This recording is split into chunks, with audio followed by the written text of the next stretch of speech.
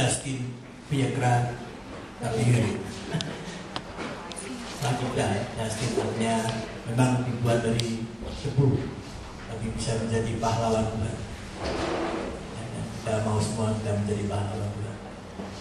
Umur saya baru 26 tahun, masih lebih tua dari Justin itu, lebih muda dari Susan Boyd. Puji Tuhan, saudara sekalian, pagi hari ini kita akan belajar firman Tuhan. Sesuatu yang sangat luar biasa yang Tuhan boleh nyatakan kepada kita supaya kita boleh mengenal Dia lebih lagi. Bapak Ibu tahu siapa Presiden Indonesia? SBY ya? Kenal nggak sama SBY? Enggak ya, cuma tahu ya. Saya di Indonesia pun juga cuma tahu, penjabat taman pun belum pernah. Tahu dan kenal itu sangat berbeda. Kita akan membaca dalam Matius pasal 11.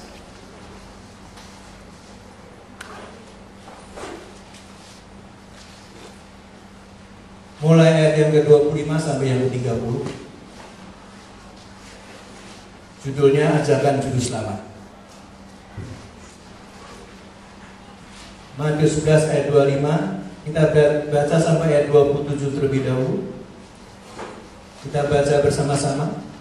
Pada waktu itu berkatalah Yesus, aku bersyukur kepadamu Bapa, Tuhan langit dan bumi, karena semuanya itu Engkau sembunyikan bagi orang bijak dan orang pandai, tetapi Engkau nyatakan kepada orang kecil.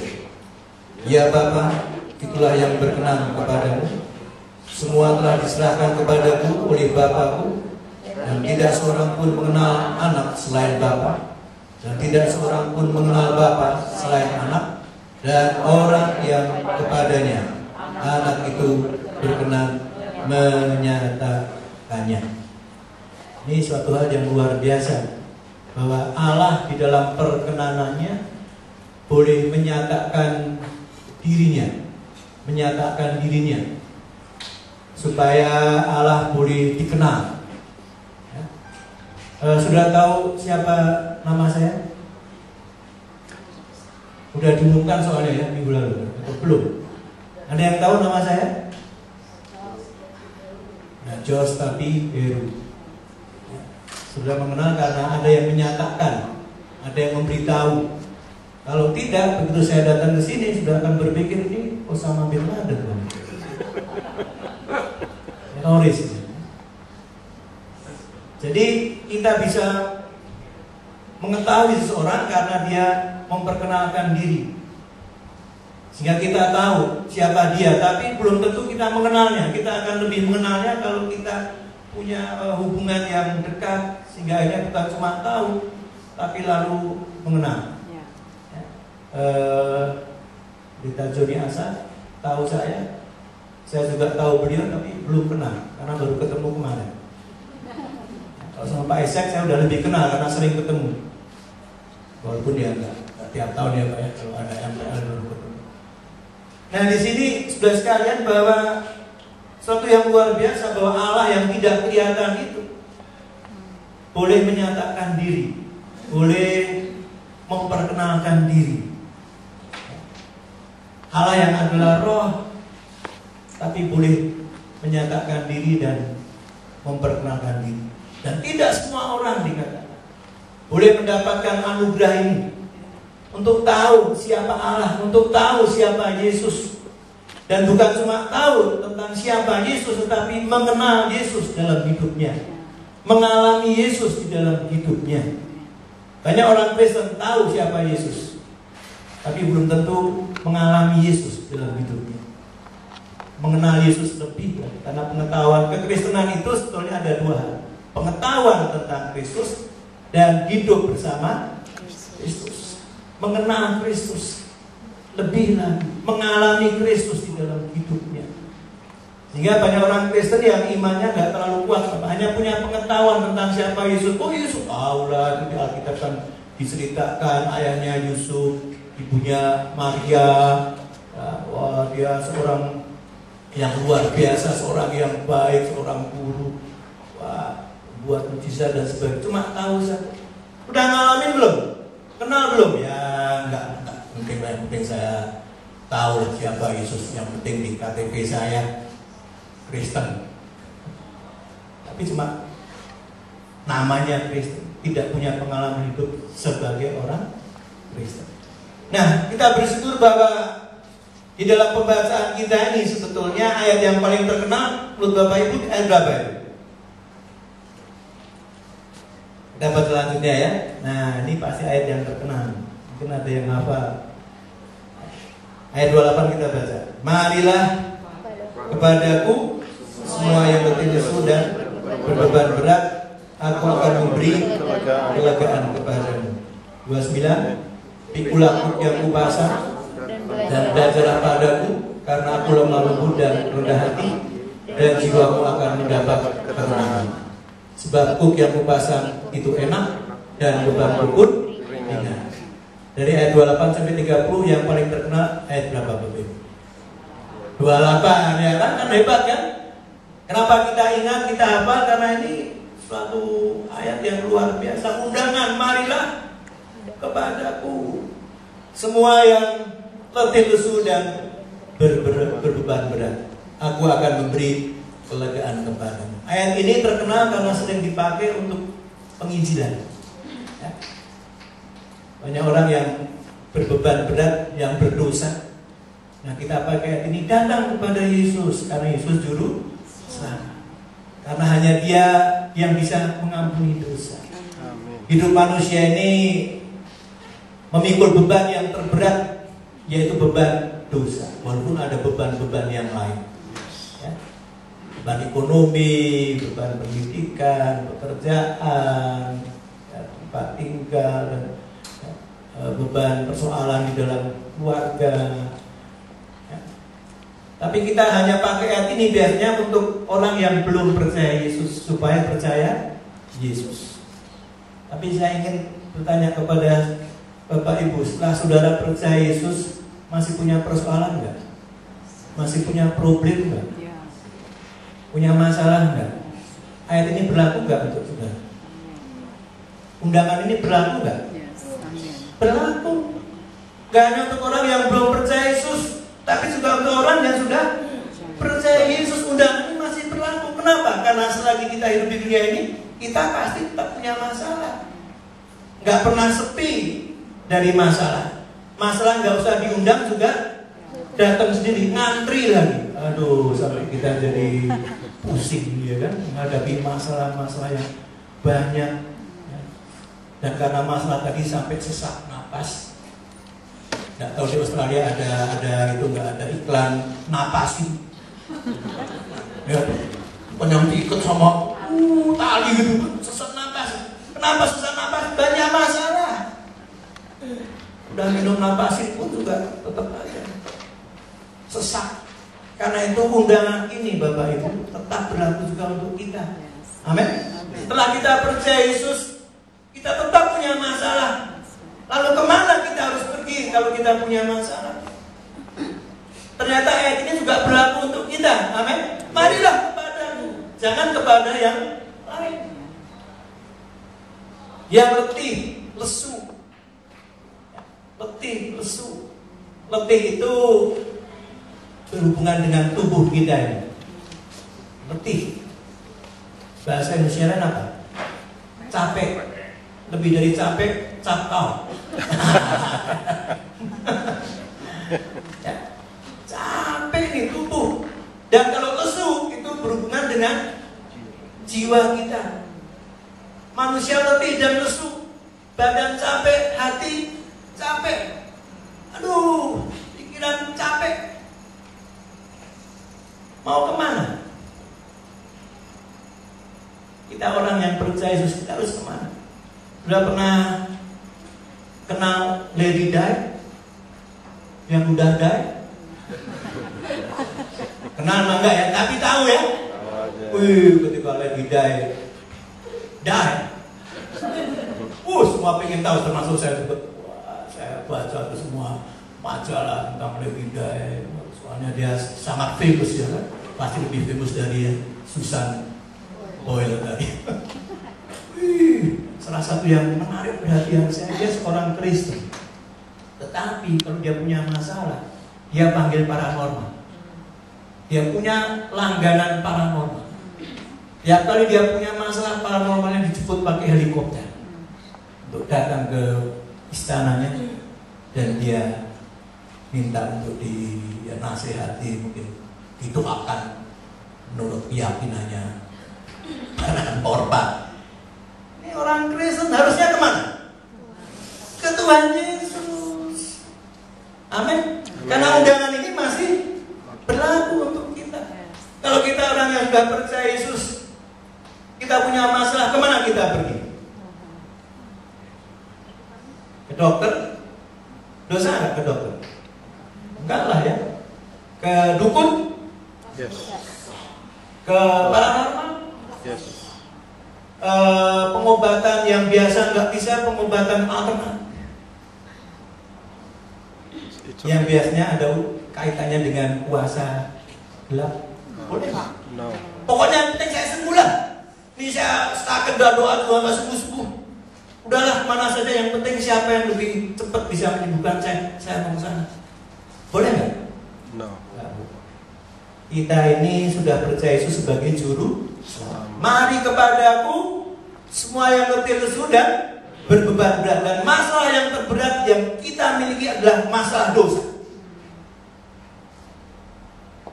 Karena upah dosa adalah maut. Seorang boleh terkenal, boleh sukses, boleh kaya, tapi kalau berdosa, hidupnya kemana? Neraka. Mau sukses tapi ke neraka? No. Mau terkenal, mau kaya tapi ke neraka akhirnya? Kita semua ingin selamat, amin? Sampai punya anak pun kita kasih nama selamat. Ternyata selamat ada di neraka karena nggak percaya Yesus.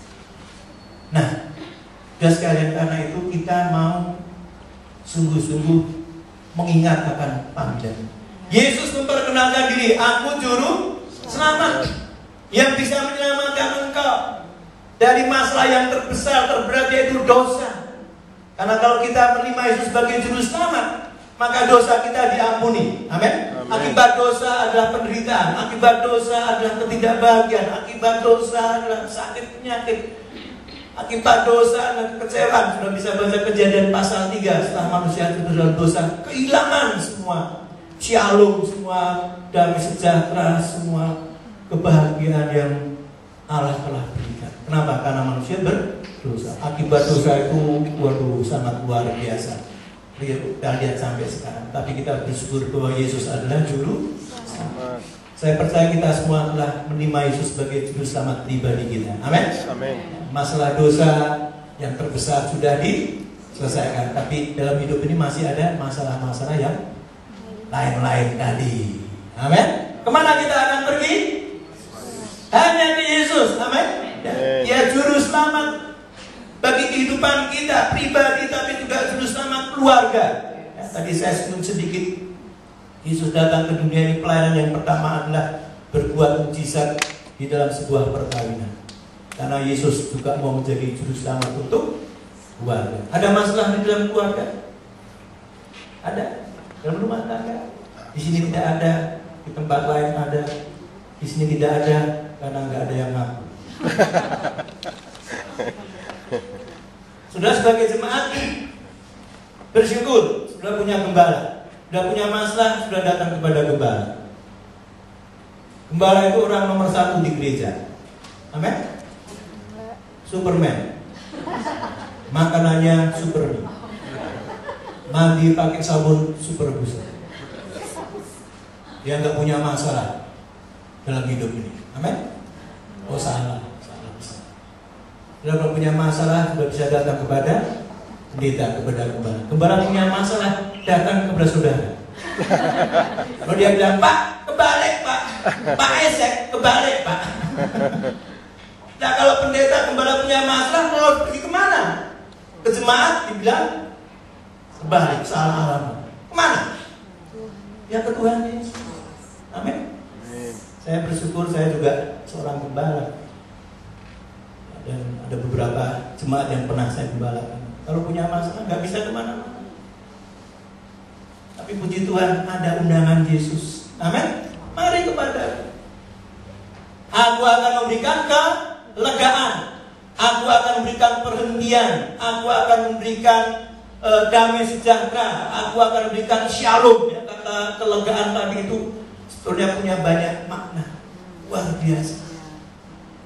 Puji nama Tuhan. Karena itu Bapak Ibu sekalian, inilah pernyataan Yesus yang pertama yang kita baca, bahwa Yesus adalah juru selamat. Bahkan satu-satunya juru selamat. Amin. Kalau di dunia ini ada manusia, ada nabi, rasul yang bisa jadi juru selamat, Yesus tidak akan diutus dari surga. Gak usah repot-repot Yesus. Tapi karena semua manusia sudah berdosa, tidak bisa menjadi juru selamat. Sehingga Yesus harus datang ke dunia ini untuk menjadi juru selamat.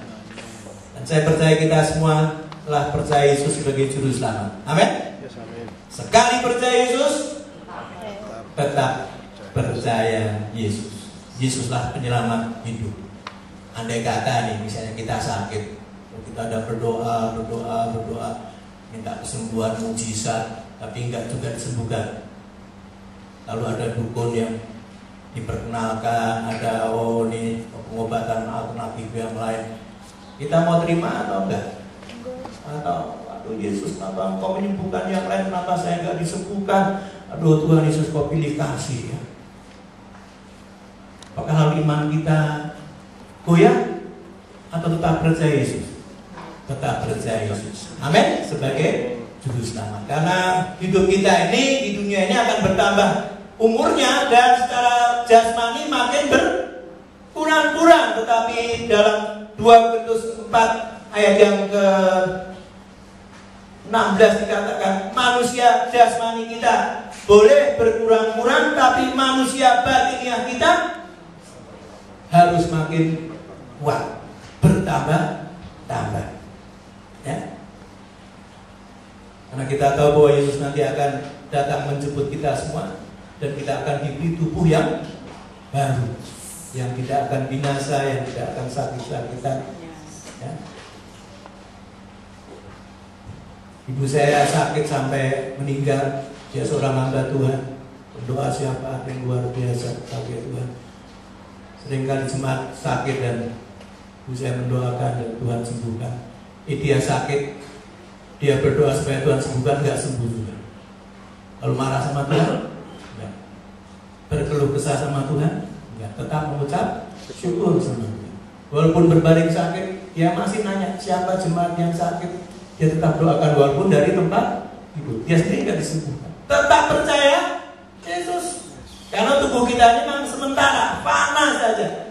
Jangan sampai hal-hal yang sementara ini menggoyahkan kepercayaan kita kepada Yesus sebagai juru selamat. Puji nama Tuhan. Saudara mau tetap percaya Yesus sebagai juru selamat? Amin. Juru selamat pribadimu, juru selamat keluargamu, juru selamat untuk pekerjaan. Tapi kalau sudah bekerja ada masalah, datang kepada Yesus. Kenapa? Karena Dia mengundang. Mari kepadaku. Masalah di dalam masa depan, di dalam karir, apapun, datang kepada Yesus. Puji nama Tuhan, karena undangan ini masih berlaku untuk kita semua. Amin. Semua artinya tidak dibatasi. Maupun yang sudah lanjut usia, yang dewasa, yang masih muda, masih anak-anak, semua, laki-laki, perempuan, orang yang terkenal ataupun yang tidak dikenal, undangan ini berlaku untuk kita. Amin. Nah, ini ajakan yang pertama, panggilan yang pertama, supaya manusia percaya Yesus sebagai juru selamat. Biasanya sampai di sini aja renungannya. Karena yang paling menarik itu ayat 28. Padahal sebetulnya Bapak Ibu, ajakan Yesus itu tidak cuma berhenti di ayat 28. Ayat 29-30 itu merupakan paket. Jadi kita harus mengenal Yesus tidak hanya sebagai juru selamat, belum cukup gitu. Kita perhatikan panggilan yang kedua. Kita baca ayat 29 dan sekaligus ayat 30 karena ini sangat berkaitan. Pikulah kuk yang kubasah dan belajarlah padaku, karena aku lemah lembut dan rendah hati, dan jiwamu akan mendapat ketenangan. Jadi bukan cuma di ayat 28 bahwa kita akan mendapat kelegaan, tetapi di ayat 29 pun jiwa kita juga bisa mendapat ketenangan. Karena apa? Karena ada dua hal yang Tuhan ingin perkenalkan bagi kita. Dia tidak hanya juru selamat, tetapi dalam ayat 29 tadi, kalau sudah perhatikan, mana yang menarik tadi? Pikulah kuk yang kupasang dan belajarlah padaku, karena aku lemah lembut dan rendah hati, dan jiwamu akan mendapat ketenangan. Baru ayat 30 itu lanjutan tentang kuk, sebab kuk yang kupasang itu enak dan bebanku pun ringan. Amanat agung yang Bapak Ibu hafal yang paling terkenal apa itu? Di mana Bapak Ibu? Ini cek kan, dicek. Ya saya guru jadi. Tadi aja anak-anak dicek tadi ya. Bu Erni nanya, ayo minggu lalu Om Isaac nyampiin apa ya? Dicek lagi kan? Saya jauh-jauh dari Indonesia untuk dicek juga.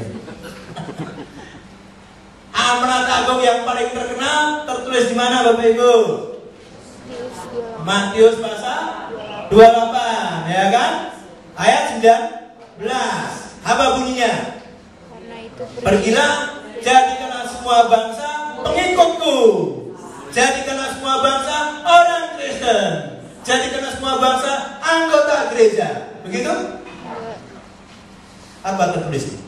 Jadikan semua bangsa muridku. Artinya apa? Enggak cukup percaya Yesus saja, menerima Yesus sebagai juru selamat. Setelah kita percaya Yesus, kita lahir baru. Apa langkah selanjutnya? Jadi murid. Amanat agung itu adalah jadikan semua bangsa muridku. Setelah orang percaya Yesus, dia harus jadi murid. Coba baca satu lagi, Yohanes pasal 8. Ini berkaitan dengan murid tadi ya. Yohanes pasal yang ke-8 ayat yang ke-30 sampai 31. Kita baca sama-sama. Setelah Yesus mengatakan semuanya itu, banyak orang percaya kepadanya. Sudah baca ayat sebelumnya, Yesus mengajar, Yesus berkhotbah. Wah, Yesus membuka kebenaran ya tentang Allah, dan luar biasa. Banyak orang percaya. Senang gak kira-kira Yesus? Dia mengajar dan banyak orang percaya. Kalau misalnya KKR nih, lalu khotbahnya, setelah khotbah dia kasih tantangan, banyak orang yang angkat tangan menerima Yesus sebagai juru selamat, percaya Yesus juru selamat. Kira-kira senang gak dia? Senang. Panitia senang gak? Senang. Tapi coba habis KKR lalu dia alkohol, gak ada yang maju, gak ada yang angkat tangan. Senang gak dia? Ya, gak ada yang meresponi. Gak ada yang mau percaya Yesus. Ini dikatakan banyak orang percaya kepadanya, pasti Yesus senang. Tapi coba baca selanjutnya. Maka kata Yesus kepada orang-orang Yahudi yang percaya kepadanya. Bagi yang tak percaya udahlah. Tapi pada yang percaya nih, pada yang percaya nih, apa kata Yesus? Jikalau kamu tetap dalam firman-Ku, kamu benar-benar adalah murid-Ku, dan kamu akan mengetahui kebenaran, dan kebenaran itu akan memerdekakan. Setelah orang percaya Yesus, apa yang Yesus mau selanjutnya? Di ayat 31. Setelah percaya Yesus, langkah berikutnya setelah percaya Yesus, langkah berikutnya tadi loh, berkaitan dengan amanat agung, jadi murid. Ya kan? Setelah percaya Yesus sebagai juru selamat, langkah berikutnya harus jadi murid. Murid tugas utamanya apa murid itu? Belajar. Ya kan? Kalau kita percaya Yesus, kita harus belajar apa? Belajar firman Tuhan. Ya kan? Jangan berpikir, oh ya perlu belajar firman Tuhan pendeta aja lah, Pak Esek aja, kita nggak usah lah, kita anggota aja lah. Apa benar begitu? Setelah percaya kita harus jadi murid. Dan tugas murid adalah belajar firman. Dan firman itu, kebenaran itu akan memerdekakan kita, akan membebaskan kita. Kalau kita setelah percaya Yesus, jadi orang Kristen, pergi dibaptis, jadi anggota gereja, lalu kita mau belajar firman, ini bukan cuma untuk mereka yang mau jadi hamba Tuhan, kita harus belajar firman, tapi setiap kita harus belajar firman Tuhan. Saya guru di sekolah Alkitab dari tahun 80 sampai sekarang, belum di PHK. Puji Tuhan. Saya bilang jangan pensiunnya, jangan. Om mesti di sini membapai kita. Ya udah, kalau masih mau dipakai. Saya pun walaupun guru mengajar firman, saya juga tetap muridnya Yesus. Amin. Saya terus juga belajar firman, karena firman Tuhan itu sangat luas, sangat dalam. Pikiran kita sangat sempit, terbatas, tapi yang penting mau belajar firman, mau baca firman, mau mendengarkan firman Tuhan. Karena itu tatkala kita membaca, mendengarkan, merenungkan firman Tuhan, siapa yang harus menolong kita? Roh Kudus. Karena itu kan kita selalu berdoa kan, Tuhan tolonglah kami tatkala kami akan membaca, merenungkan firman Tuhan, tatkala firman Tuhan akan disampaikan, tolonglah kami, tolonglah hamba Tuhan yang menyampaikan, supaya kami belajar sesuatu tentang Tuhan, sehingga kita makin tahu siapa Tuhan, kita makin tahu apa yang Tuhan inginkan, apa yang Tuhan kehendaki setelah kita percaya Yesus Kristus, apa yang menyenangkan hati Tuhan, apa yang membuat hati Tuhan jadi sedih. Ya. Jadi Yesus memperkenalkan diri. Kalau kita baca Injil, paling sering Yesus dipanggil sebagai Rabi, guru. Karena dia memang guru aku. Jadi ajakan Yesus yang pertama, terimalah aku sebagai juru selamat. Tapi yang kedua, aku juga guru aku. Aku akan mengajarkan lebih banyak lagi akan firman Tuhan, kebenaran Tuhan, apa yang Tuhan kehendaki dari kehidupan kita. Ya. Sudah mau jadi muridnya Yesus Kristus? Amin. Yes. Pengikut dan murid itu beda. Pengikut itu cuma ikut-ikutan aja, ramein, penggembira. Tapi kalau murid pasti ikut, tapi ngikut dan mau belajar. Tapi pengikut ikut-ikutan, bukan murid, dia nggak suka belajar. Di Indonesia kalau misalnya, oke, bagian Bapak, bangunan rohani, kesembuhan, mujizat ilahi, yang datang pasti banyak, tapi coba kebagian pendalaman Alkitab yang datang sedikit, karena nggak sadar bahwa dia harus jadi murid. Sudah, dan saya harus jadi murid. Belajar dari firman Tuhan. Roh Kudus menolong kita supaya kita makin tahu lebih banyak lagi firman Tuhan, kehendak Tuhan. Itu yang Yesus mau. Amin. Saya bersyukur sudah ada banyak sekarang sel group, komsel. Itu di sana isinya lebih kepada apa? Pemuridan kan tuh. Ya, sehingga belajar bersama, bisa tanya jawab. Kalau di khotbah ini nggak bisa tanya jawab kan? Kalau pakai tanya jawab jam 1 baru selesai. Pak tanya Pak tadi apa maksudnya? Nggak mungkin kebagian, ya udah denger aja ya kan. Tapi di sel group, di komsel, Bapak Ibu boleh nanya, Pak tadi maksudnya apa? Dan bahkan bisa kasih pendapat, itu bagus. Itu pemuridan. Itu yang Tuhan mau. Karena kalau kita makin kuat dalam firman, iman kita juga makin kuat, makin teguh. Jadi gak cuma asal Kristen aja, tapi dia benar-benar murid Yesus, tahu apa yang dia harus lakukan. Sudah mau jadi murid Yesus? Amin. Ya, nggak perlu masuk sekolah kita yang formal, nggak perlu. Pak Joni Sekolah Alkitab formal, saya pun juga begitu. Dapat gelar, ya kan? STH, apa itu? Sarjana Teologi, badan baca sarjana tinggi hati.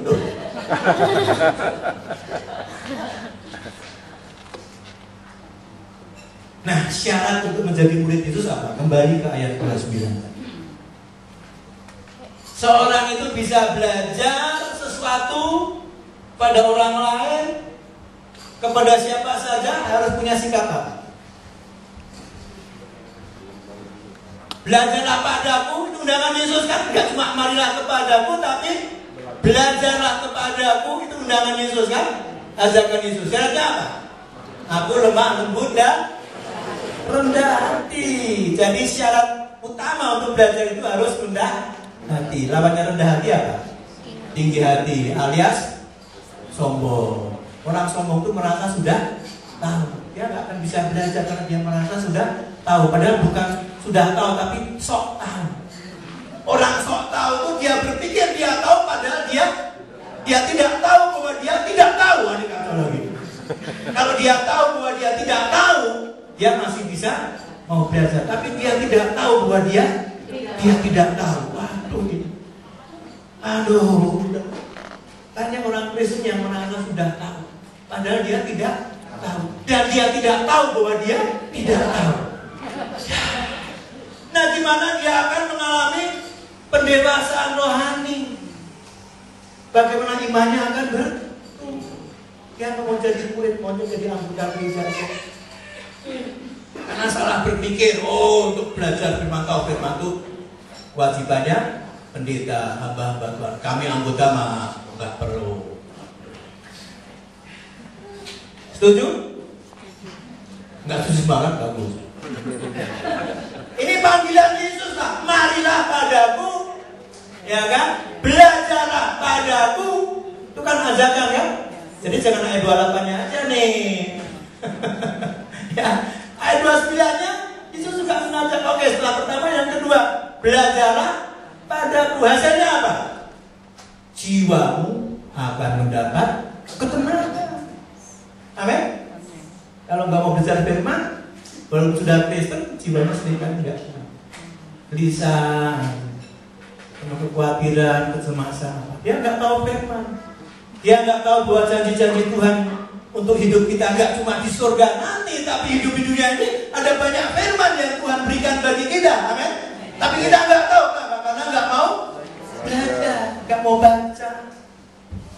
Padahal Yesus berkata demikian, manusia tidak hanya hidup oleh roti saja. Kayaknya untuk di Australia cocok. Kalau di Indonesia agak kurang cocok. Manusia tidak hanya hidup oleh roti saja, tapi oleh nasi, jagung bose, papeda, singkong, tiwul. Kalau di Australia cocok ya, karena selalu makan roti. Saya kalau makan roti sepertinya belum makan. Sebelum ketemu nasi. Tapi bukan itu maksudnya. Manusia tidak hanya hidup oleh roti saja, itu hubungannya dengan jasmani. Yesus berkata, tetapi oleh setiap firman yang keluar dari mulut Allah. Jadi pada zaman Yesus pun manusia lebih memperhatikan kebutuhan jasmani. Kebutuhan rohaninya dia kurang perhatikan. Bapak Ibu satu hari makan berapa kali untuk tubuh kita ini? 3 kali ya. Ada yang belum yang kemilnya ya, cemilannya ya. Sehari aja masa sulit masih 3 kali. Ada yang seminggu sekali. Tapi makan besar, seminggu sekali aja lah ya. Ada nggak? Ada. Itu untuk manusia jasmani kita sangat perhatikan. Manusia batiniah kita dikasih makan seminggu sekali. Atau tiap hari? Harusnya. Harus tiap hari. Karena manusia itu terdiri dari yang jasmani dan yang batinnya. Yang batinnya ini nggak bisa dikasih makan puyong hai, capcay, Pokoknya makanan-makanan yang aduhai, apalagi pas Xinjiang ya kan, waduh, Xinjiang Yongi, Gong Sifat Cai, Ampok nolak. Maksudnya nggak nolak ke Ampok nggak nolak. Itu makanannya luar biasa. Manusia jasmani kita ini kita perhatikan. Kalau perlu kerja kepala jadi kaki, kaki jadi kepala, itu peribahasa. Pernah bayangkan nggak? Kita jadi kaki, kalau kita jadi kepala, maksudnya kerja keras. Pokoknya cari duit supaya bisa makan, ya kan? Cari duit supaya bisa punya tempat tinggal. Untuk jasmani ini kita taruh perhatian yang sangat luar biasa, padahal cuma dan untuk manusia batin yang kita kurang perhatian. Nah, sebabnya Yesus juga mengingatkan kita kan dari Matius 4 ayat 4 ya, manusia tidak hanya hidup oleh roti saja, tapi oleh setiap firman yang keluar dari mulut Allah. Jadi untuk manusia batin yang kita harus makan makaroni. Maksudnya makanan rohani. Amin. Apa itu? Firman. Mau baca firman Tuhan setiap hari? Amin. Artinya sudah dimakan untuk jiwa saudara, untuk hati saudara, untuk batin saudara, pikiran saudara. Maka dikatakan kamu akan mendapat ketenangan. Amin. Tapi seringkali tiap hari bangun pagi langsung dunia dalam berita.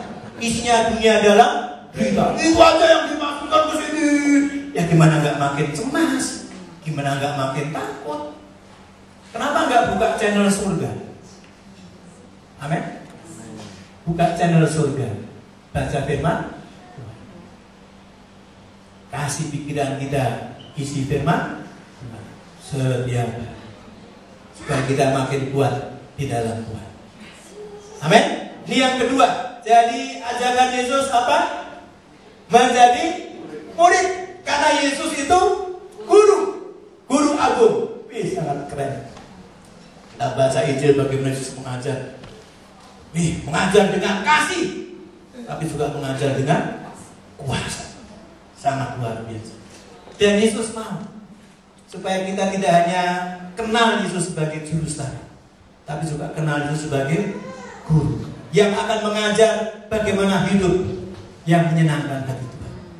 Yesus berkata, makananku adalah melakukan kehendak Bapa. Luar biasa. Kehidupan yang telah diselamatkan, lalu mau tahu, mau mengenal Yesus lebih lagi melalui firman-Nya. Puji Tuhan. Gereja yang saya gembalakan ada kelompok kaum muda yang namanya Youth Master Plan. Saya bersyukur karena Tuhan pakai anak pertama dari kami. Setelah Tuhan jamah hidupnya, Tuhan ubahkan hidupnya. Wih, dia sangat semangat membaca firman. Padahal dulu sebenarnya main band. Bandnya aja band keras, rock. Sebenarnya main bola. Memang kami nggak pernah maksa untuk anak-anak itu baca firman. Ya, kita selalu mengatakan tapi nggak bisa paksa nanti lama-lama melakukannya secara satu hari Tuhan ubahkan dia. Tidak disuruh, tidak ada yang mendorong dia. Baca firman dengan luar biasa. Tuhan berikan mengubah hatinya, mengubahkan rohnya, batinnya, sehingga dia cinta firman dengan luar biasa. Tiap hari dia baca firman, dia baca buku rohani, dan Tuhan pakai dia sekarang untuk menjadi hamba Tuhan, melayani banyak kaum muda. Gak cuma di gereja, tapi sampai di gereja-gereja lain, gereja. Padahal gak pernah sekolah Alkitab. Karena Tuhan mengubahnya sehingga punya hati yang mencintai firman. Luar biasa. Dulu pertama kali dia menyampaikan firman Tuhan cuma 5 jam. Dan semua duduk, gak ada yang gelisah. 5 jam. Terus saya bilang, Pak Christopher namanya. Dengan 5 jam dong kasihnya. Puji Tuhan, sekarang udah bisa mengatur waktu ya. Paling enggak 2 jam itu paling. Tapi ketika dia menyampaikan firman, saya dengar-dengar ini lebih hebat dari lulusan STT. Kenapa? Karena dia mau belajar dari Tuhan. Dia berdoa, dia baca firman, dia baca buku-buku rohani. Tuhan kasih hikmat. Wah, dan dia bisa melayani banyak anak muda. Dan bukan cuma melalui tatap muka, melalui internet. Wah, siapa aja yang dia layani. Sampai di tempat pekerjaannya pun ada beberapa atasannya yang bukan Kristen, dia pun layani. Sampai di tempat kerjaan dipanggil Pak Pendeta. Kenapa? Karena mau menjadi murid Yesus. Nggak kuat dalam firman, dan saya bersyukur karena ini Youth Master Plan semua cinta Tuhan, cinta firman Tuhan. Wih, lebih dari yang sudah senior-senior yang sudah merasa tahu. Apalagi dia bilang, firman Tuhan, anak kemarin buang ingus saja belum bisa. Ngajarin kita dengan firman Tuhan. Dulu waktu bapak lahir, waktu opa lahir, tali pusar aja dipotong dengan Alkitab. Udah anak kemarin. Itu artinya apa? Tidak rendah. Orang sombong itu nggak bisa belajar dari siapapun karena dia merasa sudah lebih tahu. Padahal cuma sok tahu. Tidak tahu bahwa dia tidak tahu. Aduh, paling keras. Dan pasti dia tidak akan mendapat ketenangan dalam hidup ini. Dia coba belajar filsafat dan segala macam. Dia baca. Buku-buku juga bermanfaat, tapi jangan salah baca buku. Dan sebenarnya buku yang paling bermanfaat itu apa? Alkitab. Amin. Tadi dikatakan harus ada wisdom. Wisdom dari mana? Dari Tuhan. Oleh apa? Nah, kalau kita ini buku manualnya Tuhan berikan supaya kita bisa hidup sebagai orang Kristen yang benar, dan kita nggak baca gimana? Amin. Jadi yang kedua, Yesus mengajak kita memperkenalkan diri bahwa dia juga guru. Dan kita mau jadi murid. Siap jadi murid? Siap. Jangan berkata sudah tua apa? Oh enggak. Tidak dibatasi. Kita masih tetap bisa membaca firman Tuhan. Saya tertarik membaca firman Tuhan karena saya punya oma. Oma dari papi saya. Oma itu pasti sudah tua. Pasti lebih tua dari siapa? Susan Boyle. Hobinya apa? Pasar, masak, baca firman. Tiap hari selalu duduk di satu tempat baca firman. Gak pakai kacamata lagi. Saya pikir ini oma dibaca benar gak?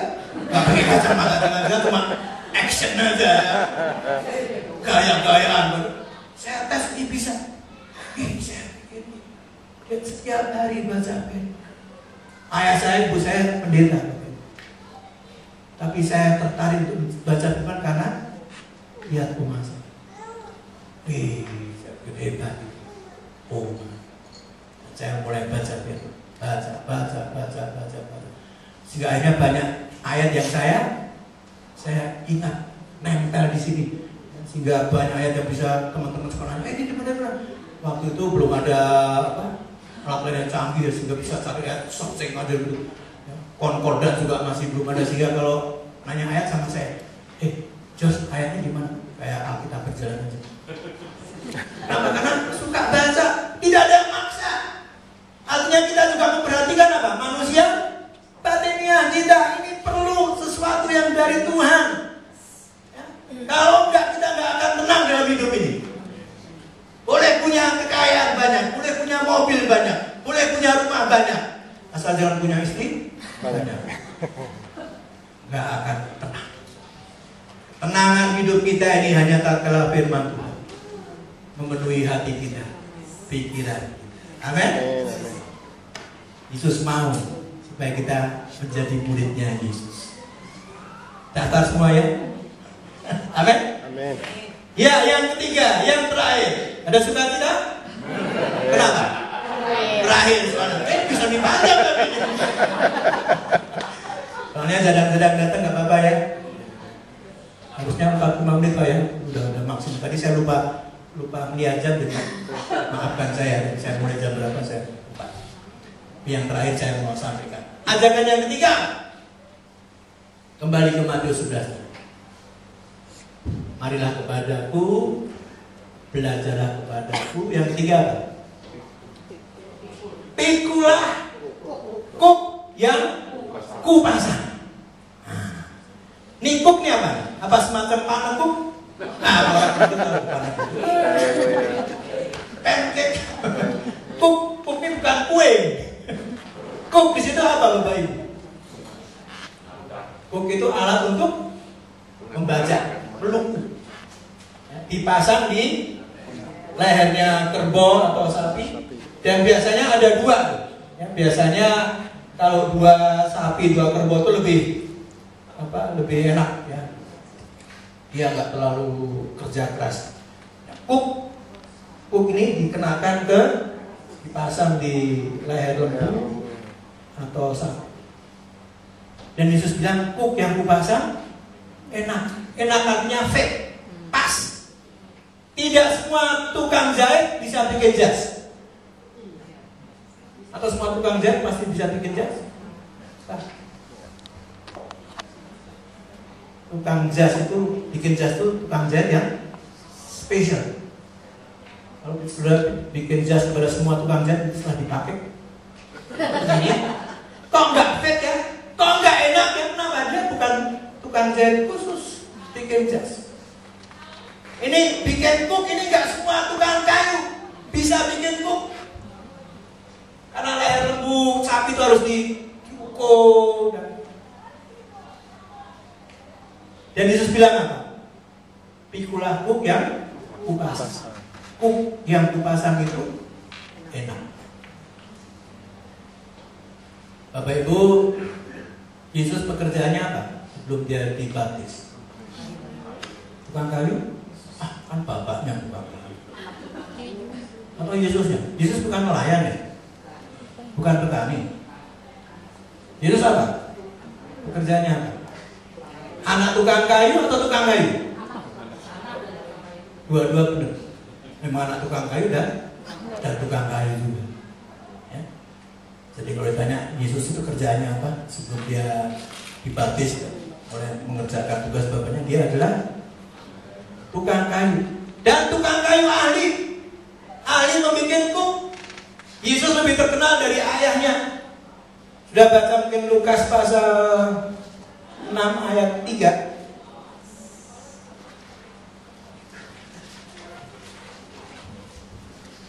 Oh sorry, Markus 6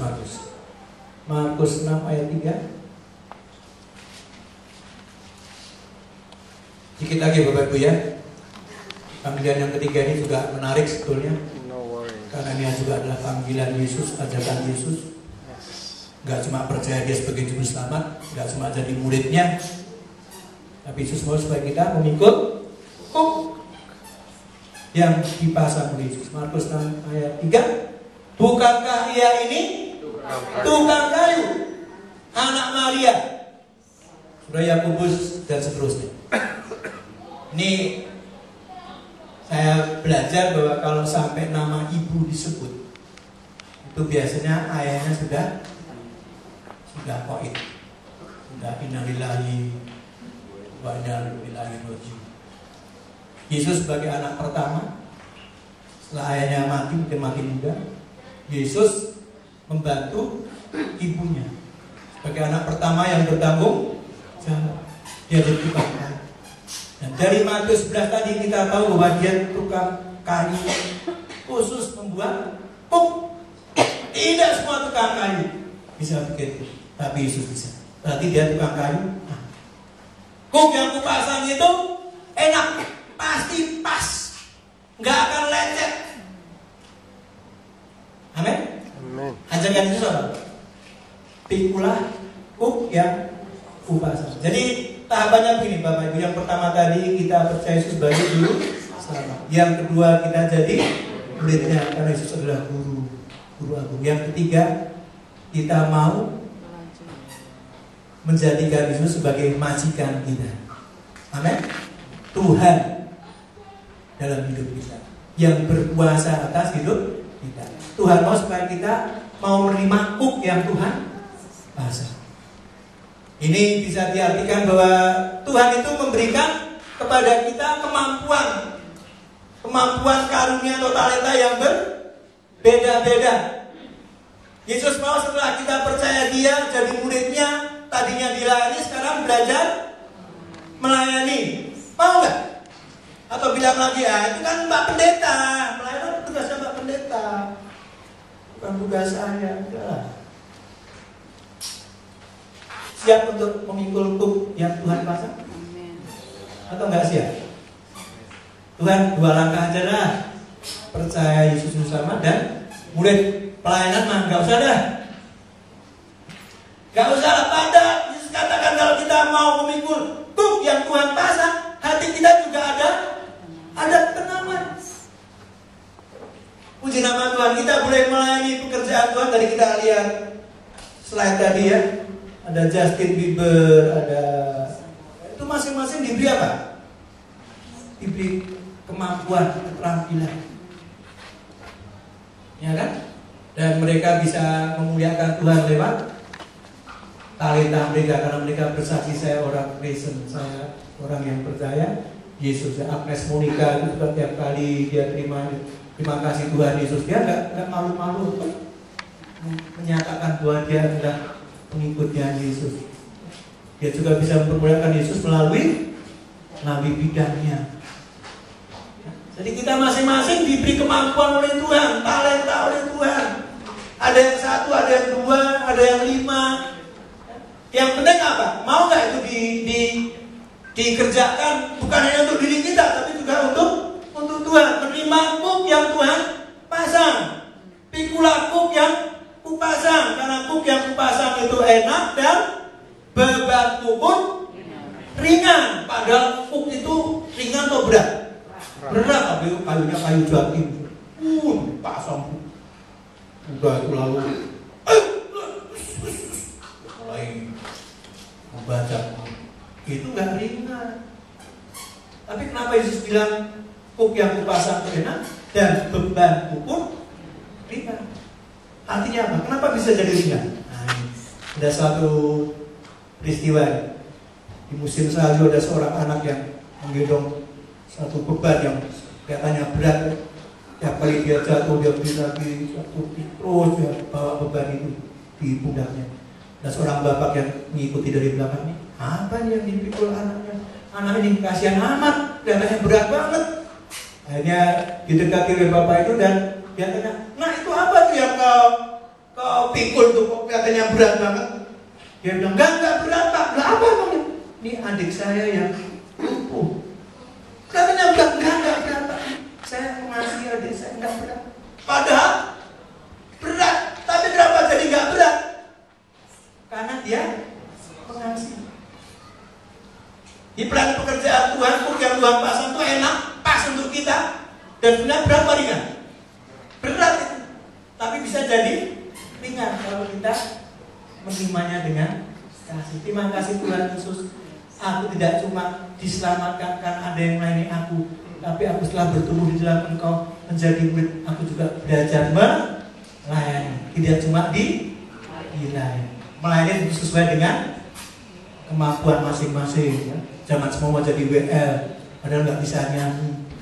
Kenapa dia aja? Saya juga bisa. Dan nggak bisa nyanyi, akhirnya dia paksa dia jadi WL. Jika dia jadi WL, main musik bingung karena ganti modulasi terus. Jemaat sakit perut. Karena panggilannya bukan untuk jadi WL, tapi mungkin jadi guru sekolah minggu, atau mungkin panggilannya jadi pendoa. Pendoa siapa? Pendoa tuh, nggak ringan itu. Udah itu nggak ada yang melihat lagi. Dia berdoa untuk orang lain, bukan diri kan. Tapi ada orang yang dikasih Tuhan hati yang suka berdoa, ada yang suka berkorban. Lakukan apa saja, bisa main musik, dan sebagainya. Amin. Mau pikul kuk yang Tuhan pasang? Amin. Oh luar biasa. Apa yang sudah lakukan karena Tuhan yang memberikan semua dicatat oleh Tuhan. Apalagi kita melakukannya dengan hati yang mengasihi Tuhan, Kau telah melayani aku sampai mati di kayu salib untuk menebus aku. Aku juga mau membalas kasih Tuhan, melakukan apa saja yang bisa kita lakukan. Saya seringkali khotbah di lansia, ya, lansia lanjut usia atau usia emas, glamor. Kalau nggak lanjut umur ya, glamor. Dan opa oma itu masih bisa melayani Tuhan. Paling nggak melalui apa? Doakan anak-anak, menantu, cucu supaya takut Tuhan. Doakan hamba Tuhan. Di satu gereja besar ada seorang oma yang duduknya pasti di belakang. Satu hari Pak Gembala mimpi, dia naik ke surga. Di surga kemudian malaikat memanggil untuk mendapat mahkota. Maka ibu yang di belakang, oma yang di belakang dipanggil, dapat mahkota yang besar. Pak Gembala protes. Aneh kan, itu oma biasa duduk di belakang tidur. Masa mahkotanya lebih besar dari mahkota saya? Karena dengannya mahkotanya kecil. Lalu malaikat bilang, Pak Pendeta, oma tadi gak tidur. Dia berdoa untuk Pak Pendeta. Bukan cuma di gereja, tiap hari dia berdoa. Pak Pendeta punya gereja yang besar, salah satunya karena doa. Jadi pantas kalau dia mendapat mahkota yang besar. Sorry deh Pak Pendeta, untung cuma mimpi dan aduh.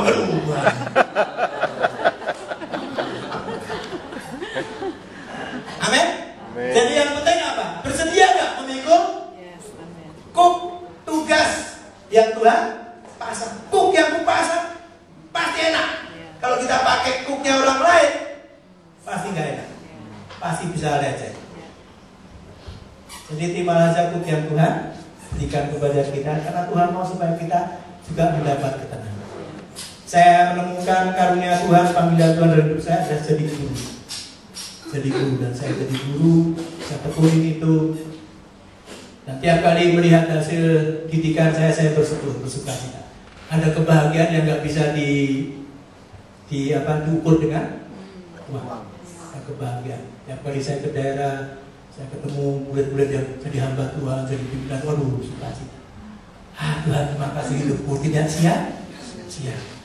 Pimpinan di Seminari Bethel sekarang, STT Bethel di Jakarta, semua murid-murid saya pangkat, gubernur, ya Erastus, Siwi, sampai Rubin, Adi, semua. Nah, belum ngajar di tahun 80. Sampai sekarang baru berapa itu? Dari tahun 80 sampai sekarang. Belum di PHK. Ada sukacita karena melakukan seperti yang Tuhan percayakan. Saya bukan seperti Gilbert Mumaidong ya, yang bisa masuk keluar TV padahal barangnya gede ya kan. Ya pokoknya KKR, saya suka KKR, saya nggak bisa. Saya tahu talenta yang Tuhan beri. Dan saya nggak perlu iri sama yang lain, silakan. Itu talenta yang Tuhan berikan, silakan. Saya ikut bersyukur kalau engkau menekuni talenta dengan banyak orang diberkati. Selalu mendorong siapa saja, ayo lakukan sesuatu yang Tuhan pasang, yang Tuhan berikan. Amin. Cuma Tuhan di sini mau menerima kuk yang Tuhan pasang. Yes. Amin. Amin. Pahala dari siapa nanti? Dari Tuhan, ya. Apresiasi dari siapa? Tuhan. Seringkali kita main pekerjaan Tuhan nggak dapat apresiasi. Terima kasih juga kagak. Dapatnya kritikan, omongan, aduh, capeknya hati ini namun ampuni. Tapi kalau kita punya hati yang mengasihi Tuhan, walaupun itu tetap aja kita menekuni. Amin. Dan nanti upahmu besar di Surga. Penghargaan dari Tuhan luar biasa. Jadi ini panggilan Tuhan, Bapak Ibu. Tuhan mau, Yesus mau supaya kita menjadikan Dia juru selamat, guru, dan juga Tuhan, majikan kita, bos kita. Di dalam pelayanan pada masa saya cuma datang, lapor bos. Yes. Bos ini gimana nih, saya nggak tahu nih. Kasih kekuatan kepada saya. Ini Tuhan kasih kekuatan yang luar biasa. Tuhan kasih jalan keluar. Nah, kita lakukan untuk siapa? Untuk Tuhan. Tentu juga untuk jemaat, tapi terutama untuk Amin. Amin. Jadi ini yang bisa saya bagikan Bapak Ibu sekalian. Kiranya dengan mengetahui hal ini dan kita mau hidup di dalamnya, menjadikan itu satu-satunya juru selamat kita, menyelamatkan kita dari semua masalah yang kita hadapi. Tapi juga mau menjadi murid Yesus, amin. Belajar firman, baca firman terus, dan mau juga melayani, melakukan tugas yang Tuhan Yesus percayakan untuk kita, amin. Gak usah mikirin kuknya orang lain. Ada ilustrasi yang kan, lima salib, ada salib yang gede, ada salib yang kecil. Tuhan nama saya gede, Tuhan yang kecil aja lah Tuhan. Hanya ada tuker. Kecilnya enak juga nih, ada itu lagi dong kita. Tuker. Akhirnya terakhir lima salib lagi, dan ternyata salib yang pertama kali dia terima ini. Muter-muter akhirnya kembali ke salib kuk yang Tuhan berikan. Saya nggak tahu kemampuan talenta apa dan apa yang Tuhan percayakan. Tapi saya yakin bahwa setiap kita minimal pasti dikasih 1 talenta. Amin. Kembangkan itu jangan ditanam. Kembangkan itu menyenangkan hati Tuhan, dan engkau pun akan mendapat kemenangan. Tuhan, terima kasih siapa saya tadi boleh engkau percayakan di kesempatan melakukan sesuatu di dalam pekerjaan Tuhan, karena engkau telah melayani aku lebih dulu. Tuhan berkati ya jemaat di GBI Blacktown. Engkau banyak juga Tuhan Black. Tuhan berkati ya Bapak Ibu ya. Mau tetap percaya Yesus sebagai juru selamat? Amin. Mau belajar firman setiap saat, belajar firman dan hidupi firman, jadi pelaku firman, melakukan sesuatu yang Tuhan percayakan selagi kita masih hidup, masih bisa. Jangan udah nggak bisa beradu kalau begitu kan dulu saya mau. Amin. Bagi yang muda-muda yang di bawah pasti masih bisa melakukan sesuatu. Hidupmu itu berharga di mata Tuhan. Dan Tuhan mau pakai hidup saudara menjadi berkat bagi orang. Berikan kemuliaan untuk Tuhan Yesus Kristus. Kasihnya besar untuk kita semua. Tuhan berkati Pak Isaac sebagai gembala tempat ini dan semua pelayan-pelayan Tuhan, aktivis, bahkan semua jemaat Tuhan yang ikut ambil pelayanan, ya, walaupun tidak diketahui, ya, tapi sudah lakukan untuk Tuhan. Karena ada banyak orang yang memberikan sesuatu nggak mau ditulis namanya, maunya NN. Apa NN? Nona, bukan, maksudnya no name. Artinya dia nggak perlu tahu lah, pokoknya ini hanya Tuhan yang tahu. Luar biasa, amin. Tapi ada juga yang kalau ngasih nggak ditulis namanya, dia marah, dia nggak ngasih lagi, paling kasar dia minta lagi. Aduh, ini kan memberi bukan karena mengasihi Tuhan kan, memberi supaya famous. Janganlah biar Tuhan Yesus yang famous. Amin.